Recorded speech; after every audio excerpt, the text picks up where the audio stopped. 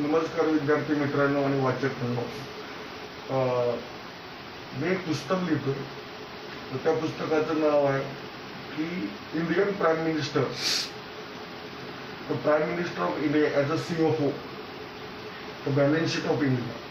या पुस्तकाचं नाव काय? The balance sheet of India, the prime minister of India as a CFO, असं त्या पुस्तकाचं नाव आहे. आणि balance sheet of the India ही एक नवीन कन्सेप्ट आहे, मी या पुस्तकामधून मांडलेली आहे. हे जे पुस्तक आहे हे फक्त पुस्तक नाही, तर हा माझ्या पक्षाचा जाहीरनामा पण आहे. त्या पुस्तकामध्ये मी माझ्या पक्षाची जे रिझोल्युशन्स, म्हणजे माझ्या पक्षाचा जो मॅनिफेस्टो आहे, जो माझा जाहीरनामा आहे, तो मी इलॅबोरेट केलेला आहे. पण हे एक पुस्तक आहे, हे मी खूप दिवसापासून त्याच्याबद्दल माझा अभ्यास चाललेला आहे. तर त्या पुस्तकामध्ये काय आहे की बॅलन्स शीट ऑफ इंडिया म्हणजे काय, तर नीट लक्षात ठेवा, India is the one of the richest country in the world. अमेरिकेकडे जो गोल्डचा स्टॉक आहे ना, तो भारतातनं परदेशी गेलेला स्टॉक. म्हणजे ज्या गोल्डच्या स्टॉकवर अमेरिका हा एक डॉलर बनले, म्हणजे अमेरिकेचं जे करन्सी आहे ते इंटरनॅशनल करन्सी, म्हणजे डॉलर हे इंटरनॅशनल करन्सी आहे, लोकांना माहीतच आहे. अतिशय चांगली गोष्ट आहे. अमेरिकेकडनं संपूर्ण जगाने शिकलं पाहिजे ही गोष्ट की त्यांनी त्यांच्या करन्सीची व्हॅल्यू कशी स्ट्रॉंग, इंटॅक्ट आणि पॉवरफुल ठेवलेली. तर तो विषय वेगळा आहे. पण भारत हा one of the richest country, भारताचं इकॉनॉमिकल पोटेन्शियल खूप स्ट्रॉंग आहे. तर कारण का या भारतामध्ये मुंबईसारखी एक आंतरराष्ट्रीय दर्जाची सिटी, तर ते मी त्या पुस्तकामध्ये खूप इलॅबोरेट करून लिहिलेलं आहे.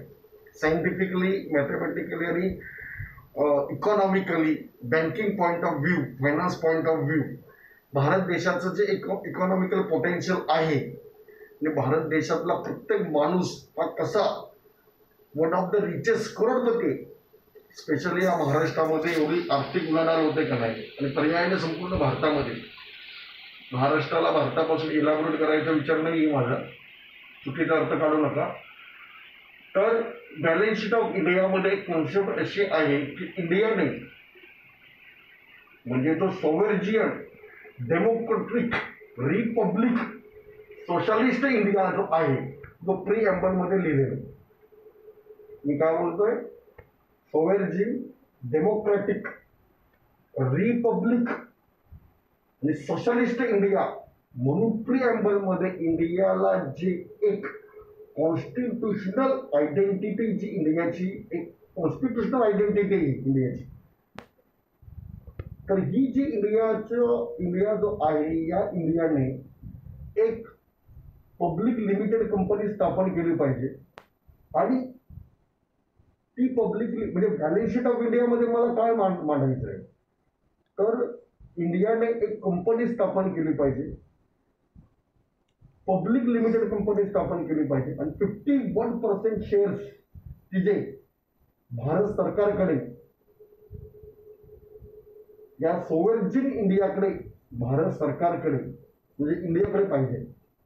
आणि 49% शेअर्स प्रत्येक व्यक्तीला एक, या हिशोबाने लोकांमध्ये वाटले पाहिजे. नवीन जन्माला आलेल्या मुलाला एक शेअर द्यायचं, प्रत्येक व्यक्तीच्या नावावर एक शेअर.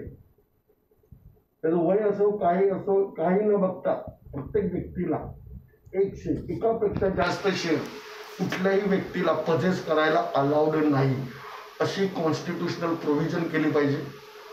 आणि दुसरी गोष्ट म्हणजे हे 51% शेअर्स जे आहेत ना, हे सेंट्रल गव्हर्नमेंटकडे राहतील, ते ट्रान्सफरेबल बिलकुल नाही. आणि लोकांच्याकडे पण जे शेअर आहेत ते ट्रान्सफरेबल नाही आहेत. प्रत्येक माणसाकडे एका शेअरची मालकी हक्क राहणार, आणि त्याच्यावर जो प्रॉफिट होणार आहे, डिव्हिडंड होणार आहे, त्यातला संपूर्ण एक्सपेन्स खर्च करून, संपूर्ण इंडियाचा एक्सपेन्स खर्च करून, संपूर्ण total budgetary expense India operate करताना तो सगळा खर्च, जो काही फायदा होईल, म्हणजे सध्या तर आपलं बजेट डेफिशिट आहे, परंतु प्राईम मिनिस्टर CFO मध्ये ते डेफिशिट बजेट कसं सरप्लसमध्ये आणता येईल, म्हणजे शिल्की बजेट ज्याला बोलतात ना, ते कसं तयार होईल ते त्याच्यामध्ये लिहिलेलं आहे सगळं. तर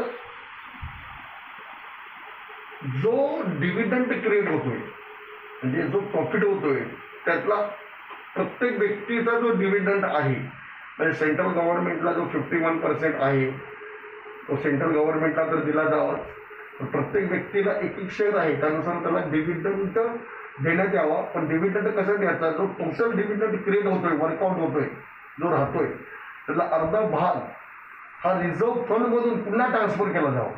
50% अमाऊंट म्हणजे प्रत्येक व्यक्तीला समजा एक रुपया जर भेटला तर त्यातले 50 पैसे 50% 50 पैसे आता चलनात नाहीत मलाही माहिती आहे, पण 50% हा कुठे हे जर गेला जावा रिझर्व्ह फंडमध्ये टाकला जावा आणि 50% अमाऊंट ॲज अ कॅश म्हणून त्याला त्याच्या अकाउंटवर ती जमा करण्यात यावी.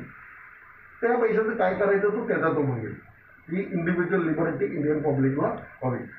जर असं जर तुम्ही हे केलं तर कॉन्स्टिट्युशनल प्रिअम्बल ला न्याय दिला जाऊ शकतो. आज रिझर्व्ह बँक ऑफ इंडियाची जी धोरण आहे ती खूप डिफेक्टेड आहे.